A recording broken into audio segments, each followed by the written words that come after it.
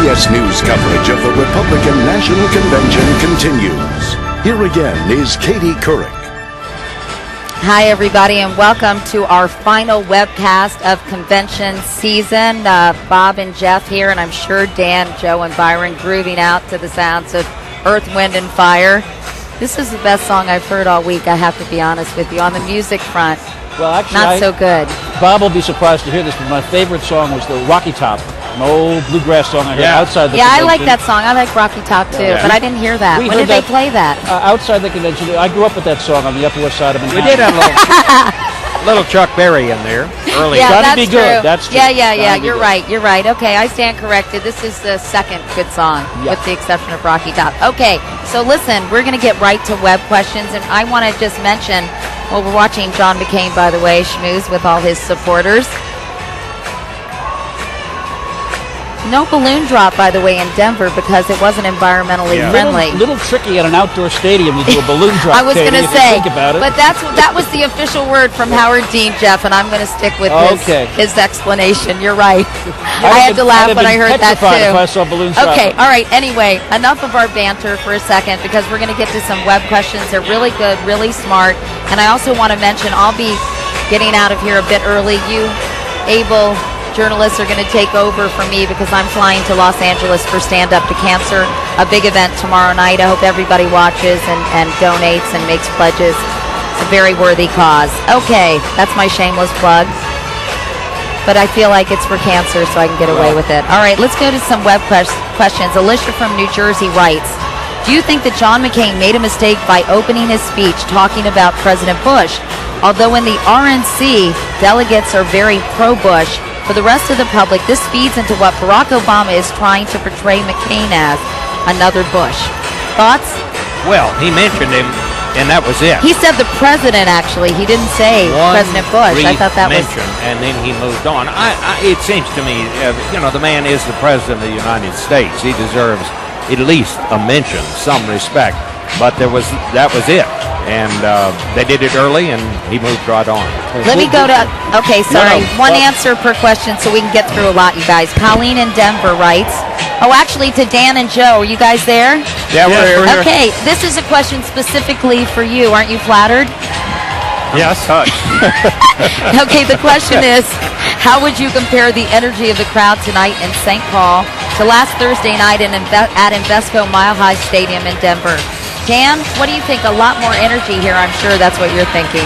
Well, last week was my very first Democratic National Convention, and you can probably imagine. I know you were a member of the Witness Protection Program now, weren't you? And I was impressed by the energy, and quite frankly, on Tuesday of this week here in Minneapolis, the first day, I was a little worried as a kind of a flat crowd, but last night it was rocking. Tonight, John McCain really used his speech to kind of build it up to a crescendo there at the end. And I feel a lot better. As a Republican, I feel a lot better about the intensity. And I think that intensity is growing over the course of the week. Obviously, the shot in the arm with the pick of Sarah Palin. So I think we got a party that's fired up. What do you think, Joe?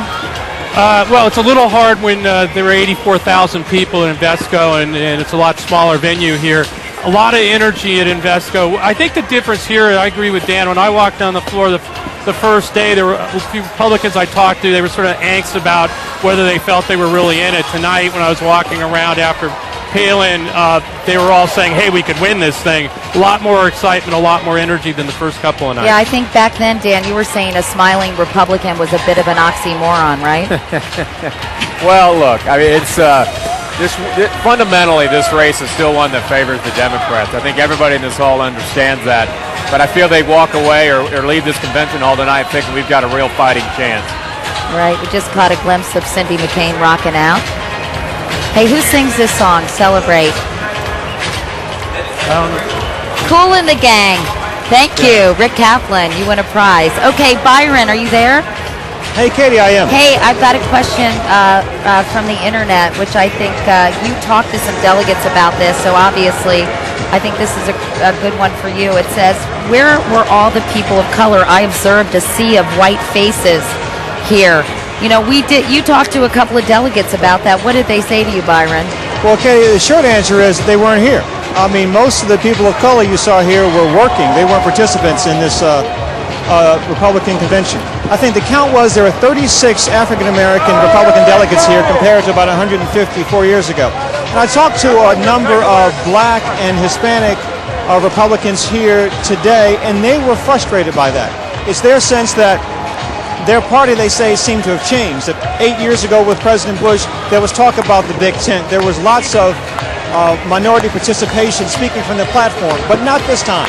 But more troubling to them, they said, wasn't simply that there weren't many people of color here. They said there was a different tone to this convention. An appeal to an audience that didn't include them was the word of one of the delegates that I talked with. So that's a real issue for, I think, at least the minorities in the Republican Party who are here at this convention today. Yeah, but it's pretty hard to attract African Americans to the Republican Party when you have your first African American nominee on the Democratic side, right, Byron? That's a great point. And several people said, I talked to Michael Steele, the former lieutenant governor of Maryland and considered a rising star in the Republican Party. And he said, yes, certainly we have to concede that a number of African Americans in particular would tend to vote for Barack Obama, especially this time. But the concern that some others raised is not simply that the Republican Party wasn't talking to people of color as much this time as in years past, but their sense was that there was an outreach to a real effort to reach out to working class white voters this time at the expense of making any effort to appeal to minorities, African Americans, Hispanics, or Asians. All right, Byron, thanks. We'll be back to you in a moment. We're listening to La Bamba. Hey, Byron, do you know who sings this song? Oh, not anymore. It's over? Oh, it changed. What is this now? I don't know. Okay. Wait. If it was a gospel song, I could help you. Center Field. It's Center Field. I know that song. Who sings this? Anyway, we don't really know. John Fogerty. John Fogerty of Creedence Clearwater Revival fame. That John Fogerty? That's John Fogerty. Okay, good. All right. I knew that. You knew that. Jeff Greenfield, I think this is a good question for you because, I mean, we've hawked your job as a former speechwriter, I mean, dozens of times during both conventions. So that's a good fallback position if this thing doesn't work out for you. May happen tomorrow morning, Katie. That's not true. So we have a question, and it's from Joshua, New Jersey. He asked, did Sarah Palin outdo McCain when you compare their speeches? I do think so. But she had, in one sense, an easier job because they couldn't be different in terms of one candidate being so well known and the other candidate being utterly unknown. So she was able to define herself almost any way she wanted, whereas McCain, second time he's run for president, 26 years in the Senate.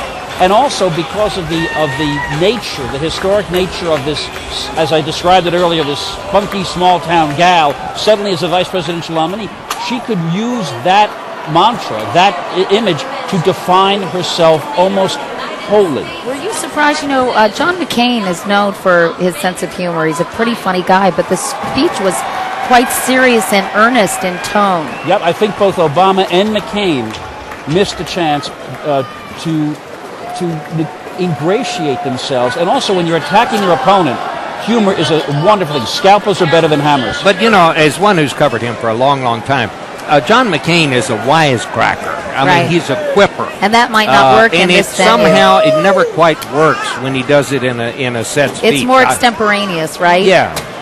He's a great needler. Yeah. And, he didn't tell those jokes that could get him into trouble either. He has a collection of Irish jokes. He's of Irish, so he feels he can do it. It probably wouldn't fit in an accepted speech.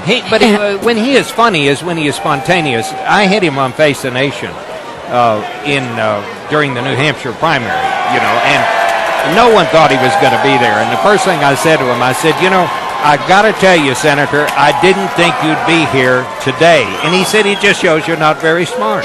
Yeah. Now, what politician is going to say that, on television? Now, let me go to another web question, which is for Joe Triffy. Joe, yes. David Henney of Las Vegas, Nevada writes, as a lifelong Democrat and only voting Democrat since 1980, I've switched parties. I'll vote for John McCain. Do you feel there is a very large group of silent voters like me making the same switch across the country? What do you think, Joe? I think we don't know the answer to that question yet. I mean, there are people all across this country that are up for grabs right now. Undecideds have actually gone up in the past week, which is very interesting. It usually doesn't happen that way. So I think people are moving around. We've got probably a good 15 to 20 points of Americans out there who are moving around between these two parties and candidates right now, and it's just too early to tell how this is going to swing. Okay. Let me go to Matt from Texas. He writes, why didn't McCain use, they're doing a prayer right now, that's why I'm keeping my voice down. Why didn't McCain use the POW material at the beginning of the speech instead? It was so much more effective than the litany of things he wants to make right. That list instead sounded like Republican failures that McCain, Bush, and company couldn't do anything about during 8 years of power. I think he's right. The speech ended strong because it is the most powerful part of McCain's story. It's what was in the video. It's what all the speakers talked about. And I think by the end, people were kind of tuned out. That's why I said I thought the speech was so underwhelming. But I think also you can't begin a speech with material that emotional. Because you have to kind of build up to it. You have to build up to it. Yeah. Okay, and Robert from Massachusetts writes, Cindy McCain said that she and her husband feel that the abortion issue is a state issue, not a constitutional issue. It means that neither party is looking to overturn Roe versus Wade, ? What am I missing? I can answer that because I interviewed Cindy McCain the other day. I asked her views on abortion. She said she doesn't oppose it in the case of rape or incest, so she differs from Sarah Palin on that. But when I asked her if she wanted to have Roe versus Wade overturned, she said no. I said, really? She said no. I said, well, your husband wants to see it overturned. He wants the states to decide the abortion issue. And she said, well, she thinks it should be a states issue. They clarify their position later because it can't be decided by the states unless Roe versus Wade, which of course guarantees the legal right to abortion on a federal level, is overturned. So it's interesting because Laura Bush, in an interview I did 8 years ago, said she did not favor overturning Roe versus Wade either. Now, some people think that's a cynical ploy to show voters that they're not that anti-abortion. But it was a little confusing and hard to follow. We wanted to clarify it. And when we talked to the campaign, they said, in fact, she did not want Roe versus Wade overturned. So I think she was slightly confused and distracted at the time I asked that question. All right. By the way, Mike Allen from Politico.com is here from Playbook. Hey, Mike. Hey, Jeff. Hi, Katie. How are you? Fantastic. Thank you. I've just been wading through the beach ball balloons. It's very fun. Really? I popped a few. Yeah, they're pretty big, aren't they? So what did you think of the speech, Mike? He's no Sarah Palin. There's no two ways about that. That's kind of a serious diss, right? The party's very excited. They feel like they have a new lease on life. They feel like they're back in the game, but what you heard in the speech and what he really has to watch in the days ahead is that it did not seem like a valedictory. He doesn't seem like he's running for the gold watch, and there's people that got that from these remarks. Okay, a little Sly and the Family Stone. I want to go to Byron, Jeff, because I think we were all talking about Sarah Palin and Rudy Giuliani's speech and the use of community organizer, which Barack Obama did in Chicago. They said it in a very derisive way, mocking his years as if that was giving him experience. And Byron, Philip Hoover writes, a lot has been made of Obama's community organizer experience. What is a community organizer? You want to take that one? Katie, I'm sorry. Someone else is talking to me. Would you mind repeating that question? I'm sorry. That's okay, Byron. Philip, we were talking about the community organizer mentions in the speech last night, and Philip Hoover writes, a lot has been made of Obama's community organizer experience. And the question is, what is a community organizer? And then we could maybe talk about the use of that in both Rudy Giuliani and Sarah Palin's speech. Go ahead, Byron. Oh, sure. I mean, I've done a number of stories about community organizers in places like Philadelphia, New York, Baltimore. In most instances, community workers are grassroots people who work on the street. The suggestion that some people took from Palin's reference to it yesterday was that it was sort of code language about inner city people, about blacks. But the reality is that community workers work certainly with minorities, people in the city, the poor, the elderly, with people who have drug issues. So it is part of Obama's campaign is that he is a grassroots guy, that he'll win this election from the grassroots. And that's the audience that he appeals to. The suggestion was, in the way that Palin and Giuliani used it yesterday, as if it was something wrong with being a community worker. In fact, we talked to a couple of Republicans here who are community workers back in their cities, and some of them took offense at the way that Palin as well as Giuliani used that phrase yesterday. Yeah, I'm gonna actually have to duck out now. Maybe you guys can continue talking about it, because we talked about it for some time, how it sort of was a separation between rural and urban voters. But thank you guys so much. I had so much fun covering both these conventions. It was really Mike, fun. it's always a pleasure to be with you. Dan and Joe, can you hear me? Katie, has been a pleasure. It's really been fun, you guys. And Byron, you were great these last 2 weeks. Thank you all so much. Thank you, KC. Safe travel. Okay, all right. Now, I all want you to watch Stand Up to Cancer and make donations, please. And we thank you, those of us who've had cancer, for what you have already done and what you're doing now. Thank you, so Bob. it's much appreciated. Okay, you Katie. guys, and keep talking Well, and let's enjoy. just talk. Let me just talk about this community organizer thing and get you in on this, Mike. I've got to tell you, I did not like that when she said that, and I'll tell you why. I don't like it when people make fun of poor people. Maybe community organizers, maybe their work is needed, maybe it isn't, but these are people, I think it is, that are working with poor people. And when people sort of laugh, when people talk about it, that just kind of rubs me the wrong they're not way. making fun of the poor people, but they are making fun of the position. And Republicans have really picked up on this. We had a breakfast panel with Karl Rove this morning, and he was using it in the same very sarcastic way.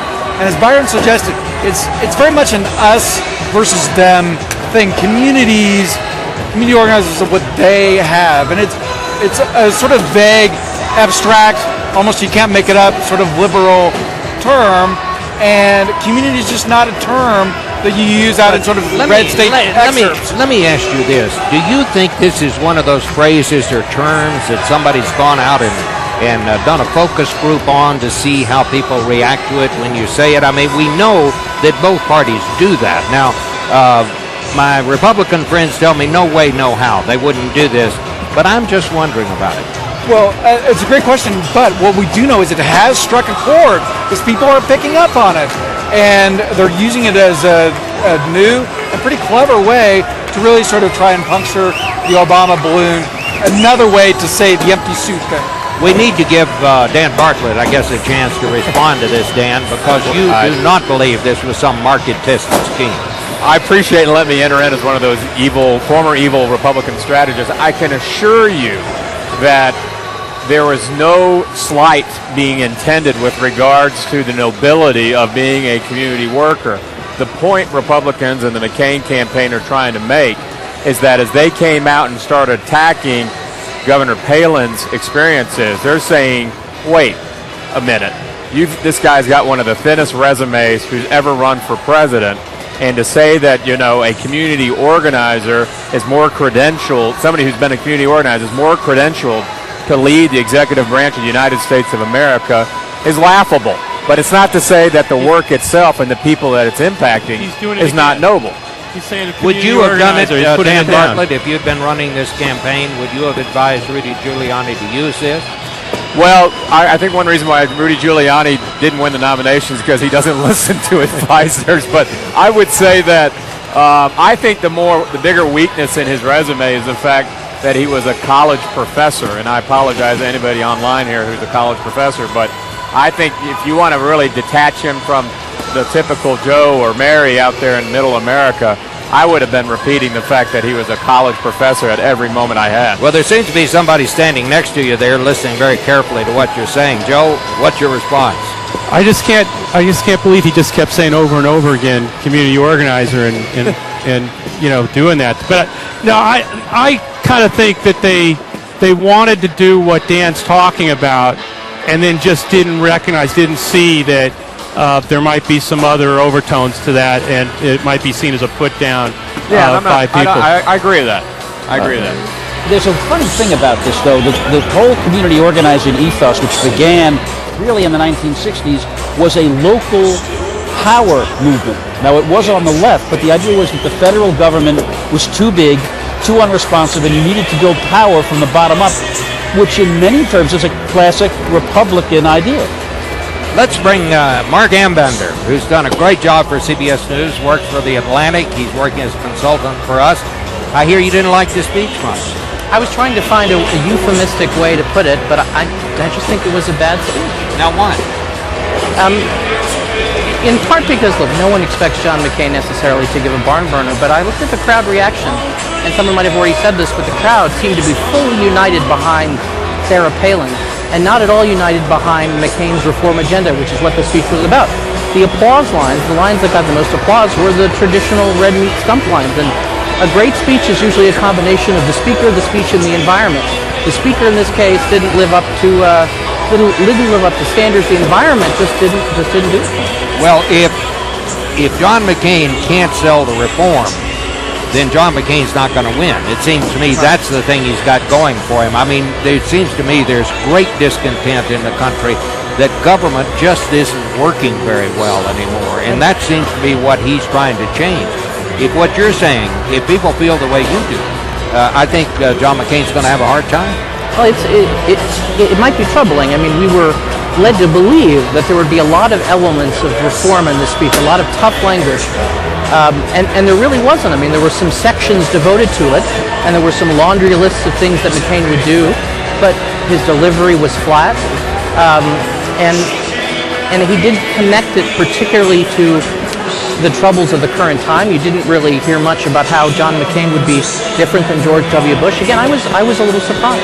Okay. You want to go to a web question? Yeah, let's have some web questions here. Here's Rania of Alabama who writes, to anyone, and so we're going to ask everyone, do you believe that Palin's speech will push the Hillary supporters toward the Republican ticket? Jeff?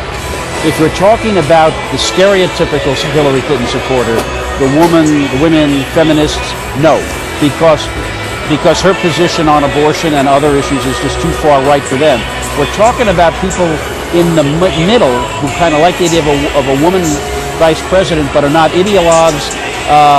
I'm going to be an agnostic on that. I want to see how she performs on the stump and on the road in the weeks ahead. Mike Allen. She opened the door to that in a way that we could never have expected. She did come across as a real person, someone that they can relate to, someone who in the vast middle swath of America, the Walmart America, they can relate to. Let's go to Dan Bartlett and Joe Trippi on that one. And I've got to say, point out here, Governor Palin is really to the right of John McCain on most issues, and not just on the question of abortion. So are Hillary Clinton voters going to be attracted to her? Well, I mean, what I saw in the primaries was that, I worked for John Edwards. We won a lot of blue-collar, working-class women, and then when we fell out of the race, Hillary Clinton won those women, and they did not move to Barack Obama, and they are sort of this hockey mom. I mean, part of her story I could see them relating to. Whether she'll actually be able to pull them over into the McCain-Palin camp or not, I don't know yet. I think it remains to be seen, but I do agree with Mike Allen that a lot of these women might be able to see sort of some of their story in her and be attracted to her. It won't be the typical, what we think is the stereotypical Hillary Clinton woman, though. Yeah, Bob, this is Dan. I think the real test there will be which campaign really wins the definition phase. Last night they defined her as the very person that Joe just alluded to, that it's one that millions of moms who have kids and professions can relate to. What the Democrats will try to do is probably not really focus on the experience as much as what they will call her radical positions on these issues. And whoever kind of wins that battle between those two narratives will demonstrate whether she's a value added to the ticket or not. But so far, we have a new political rock star on this campaign trail. It's no longer just Barack Obama. We have another person in this race who's stealing quite a bit of the oxygen as we go forward. Well, let me, Dan, because we want to let you two go and have a little break here, but before you go, I want to get your thoughts on this, Dan. Is the John McCain who got the Republican nomination tonight, the John McCain of 2000? Before this convention began, I interviewed Howard Dean, the chairman of the Democratic National Committee, and he said John McCain of 2000 wouldn't vote for John McCain of 2008. Give us your analysis, because you were running against him in 2000. when you were working for George Bush. Yeah, that's true. And you know, in many respects, I do see the same John McCain. Obviously, on some positions, his positions have evolved. I don't think they are as fundamental as Howard Dean obviously is arguing. But another part of him that has changed is he's become a much more disciplined candidate. I think one of the primary reasons why we beat him in the primary in 2000 is that he was not a very disciplined candidate when it came to communicating a message, and we took advantage of that. As you've seen in the last 6 weeks or so, they have honed his message. They've been much more disciplined. I think the positions that he takes are ones that are going to be able to identify with many voters. And just to bring a point on this speech, watch for the McCain campaign to take some of these analyses of his uneven performance, like you got from Mark, and use that as a virtue. They're going to contrast the styles here, not just the substance, but the styles of these two candidates. One is all about flash and sizzle. This one is about kind of the man you can rely upon. Hey, he may not be a good teleprompter speaker. He may not be able to bring a hall to their feet, but he's the one you can rely upon during tough times when our country needs leadership. Watch them to use that as a talking point going forward. Okay, Dan. Okay, Dan. Okay, Joe. We're going to let you guys go. Thank you. You really brought a lot to the coverage. And now behind your back, the fellows up here are going to talk about what you just said. I just want to point something out. In 1988, the first George Bush gave one of the most effective convention speeches ever. And at the end of it, he said, "I may be a quiet man, but I hear the quiet voices others don't." And he turned that liability into a virtue during the speech. I do not think it's going to work to say, see what an uneven speaker he is. That proves he's a man of substance. That's beyond No, I agree with that. And again, I think the speech was more than uneven. I just think watching it until the end, which Senator McCain talked about his POW experience, probably introduced a lot of Americans to the details of that story. That was very compelling if they didn't manage to change the channel. And the first 40 minutes of the speech, I think, were objectively bad. A bad speech is different than an uneven speech. One thing about sizzle and substance, Sarah Palin is the candidate of sizzle and substance now. As Dan Bartlett said, she's going to get the celebrity-like attention. He didn't say celebrity, but I'll say it. The celebrity-like attention over the next couple weeks. Okay, Mike, we're going to let you have the last word. Tell us about what you saw tonight, what you see ahead. Well, I did get a lot of reactions similar to Mark's. People said it was like a State of the Union address. Michael Crowley at the New Republic wrote as no compliment, saying that he got the same reaction, Senator McCain got the same reaction that Tom Ridge had gotten earlier in the evening. But we have to remember that people are not going to vote for John McCain because of a speech or because of a campaign or because of a ground operation. They're going to vote for him because of the very unique biography that he has, his unique qualities. He won his primary in spite of his campaign, not because of his campaign. And that's why we can overdo the speech critique, even though there is wide agreement with what Mark said. So this party that went in here sort of down, going through the motions, they now see victory. And I can tell you, I'm sure you guys had the same conversations today, the Obamans now see that McCain can win. Yeah. They see that it's on. And so for that reason, this party goes out if you're more excited. Democrats have more trepidation. Because of Sarah Palin, not because of John McCain. It's a match set, baby.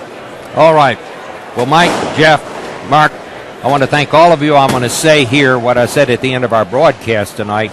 I think we have two very good choices this time around. I think this is going to be one heck of a campaign.